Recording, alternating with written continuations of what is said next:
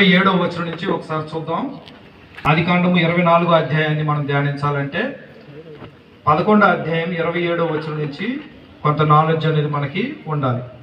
తెరహు వంశావళి ఇది. తెరహు అబ్రహామును, నాహోరును, హారానును కనెను. తెరహుకు 3 కుమారులు ఎవరంటే అబ్రహాము, నాహోరును, హారానును. నాహోరు గుర్తుపెట్టుకోండి. తెరహు కుమారుల్లో నాహోరు ఉన్నట్టు గమనించండి. నాహోరు ఉన్నాడు. హారాను లోతును కనను. హారాను తాను పుట్టిన దేశమందుల కల్దీల ఊరను పట్టణంలో తన తండ్రి అయిన తెరహు కంటే ముందుగా మృతి పొందెను. హారాను ఏమయ్యాడంట? చనిపోయాడు. ఎక్కడ? తండ్రి ఉన్న ఊరు అనేటువంటి పట్టణంలోనే చనిపోయాడు హారాను.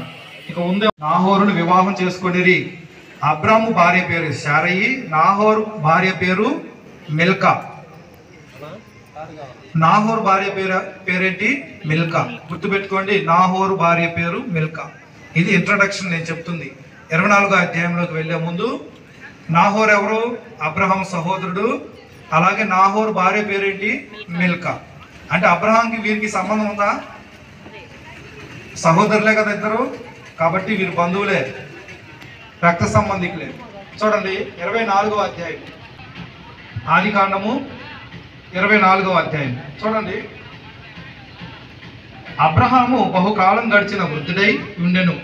అబ్రహాముకి బహుకాలం గడిచిన వృద్ధుడై ఉన్నాడంట.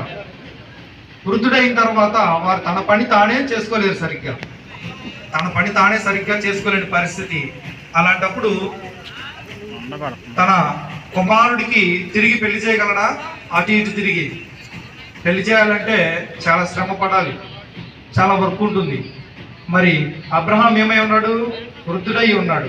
చూడండి, అన్ని విషయములలో యెహోవా అబ్రహామును ఆశీర్వదించెను. అంటే అబ్రహాము ధనికుడా పేదవాడా? అబ్రహాం బాగా ధనికుడు. దేవుడు బాగా ఆశీర్వదించాడంట.